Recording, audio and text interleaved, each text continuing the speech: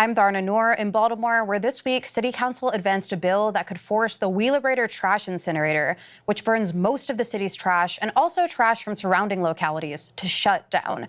It's called the Clean Air Act, and it would also apply to Curtis Bay Energy, which is the nation's largest medical incinerator. It's also located in Baltimore City.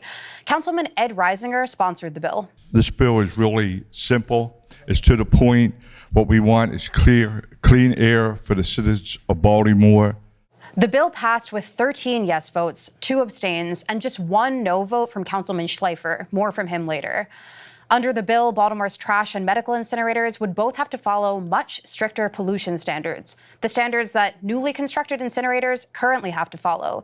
For instance, emissions of nitrogen oxide, which has been linked to things like asthma and other cardiac and respiratory issues and cancer, would be limited to 45 parts per million. Here's Dante Swinton, an organizer with Energy Justice Network. Well, this is very exciting. I mean, this bill basically says, if you're going to be around our city and you're going to operate as you have for the last 30-something years, you've got to be held a little more accountable for the pollution that you're providing. The bill would also require incinerators to continuously monitor emissions of 20 major pollutants and make the results public in real time.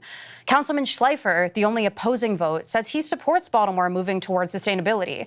But he said he couldn't vote yes because there hasn't been a full fiscal analysis of what phasing out of trash incineration could mean for Baltimore. As much as I want to be in favor of this bill, until we have a plan and know what the financial impact would be, it is irresponsible to rush and vote for this bill, so I vote no. At a hearing on the bill last week, Wheelabrator said that they wouldn't be able to comply with the bill if it passes unless they built a whole new facility. State analysts have said the bill could cost the city something like $150 million in additional waste management costs. But advocates say that the city could actually generate some revenue by employing some zero waste tactics like composting and unit pricing, which is also called pay-as-you-throw. Neil Seldman from the Institute for Local Self-Reliance says that this method could actually drastically reduce the amount of solid waste that the city would have to process. Which is you charge people for the amount of garbage they put out on the street, but not recyclables. And that sounds like it's an increase, but actually it lowers the overall cost of household solid waste management. Within 1 year, you can get 40% reduction in overall solid waste, and you could double and triple your recycling rate, all by putting a unit price on garbage, much like you charge people for the electricity they use in their house or the natural gas or the gas they put in their car. Wheelabrator Baltimore has been sending out mailers asking residents to demand City Council reject this ordinance. The mailers say that the U.S. EPA actually prefers trash incineration to landfilling because it reduces greenhouse gas emissions by approximately 1 ton for every ton of waste processed. But proponents of the bill have another stance. Their approach is to assume that the moment that they close, every single thing will be going into landfill, which would include food waste. But food waste can be composted. 75% of what we throw out is recyclable or compostable. What they're doing is a doom and gloom scenario and assuming that Baltimore isn't smart enough and quite honestly isn't wide enough or rich enough to pay attention to recycling and composting. 46% of what comes to Wheelabrator right now is from out of the city. So you've got 8 different counties that send material there. You've got 8 different states that send stuff there. So we're essentially a dumping ground for multiple municipalities that have nothing to do with Baltimore City. So the moment that you close Wheelabrator down, you shut off the 46% of trash that's being trucked in to our city because we get to decide what comes to our landfill. So now we're only handling the material that the city handles and that private haulers handle in the city. And then from there, we still have enough space in the landfill in the existing portion to last into the mid-2020s. And then even with a small 1-cell expansion, we still would have enough space, especially if we're more aggressive with our zero waste policy.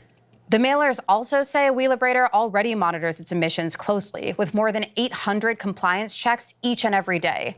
Those checks aren't for their major pollutants. If anything, they're for the continuous monitored pollutants, the carbon monoxide, sulfur dioxide, nitrogen oxides.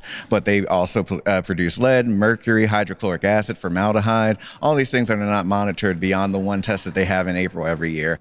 Last week, the Clean Air Act passed through the Land Use and Transportation Committee of the Council, but not before tense debate. Dozens of Wheelabrator employees testified at the hearing about the hardship they'd face if the incinerator were to shut down and leave them without a job. But the bill's proponents say that moving away from incineration could actually create more jobs. I did a report in 2017, and I estimated immediately about 500 new jobs will be created in the city through composting, reuse, and increased recycling. These are estimates based on what other cities have done, and the longer and more materials that go into the recycling and composting systems, the more jobs you'll create. It will also be a stimulus for new small businesses or expanded existing small businesses, and all of that means an expanded tax base for the city, which is good for everybody. Seldman also says that if the incinerator does shut down, a just transition for current Wheelabrator employees, one that would ensure they get first dibs at a new job with comparable pay and benefits, would be crucial. These people should not be punished. Whatever new system is developed, they should get first dibs at those jobs. And if the new system cannot handle the skills that they have, it's up to the city, I believe, the city and the community to be responsible to make sure that those workers, men and women, are made whole. We don't want them not to have a job. We want cleaner air for them and their children and everyone else that has to deal with that facility. So we're not forgetting about them. The bill is set to go to a final council vote as early as next week. For more on this bill and Baltimore's incinerators, go to therealnews.com and head to the Baltimore page or the environment page. I'm Darna Noor. Thanks so much for watching.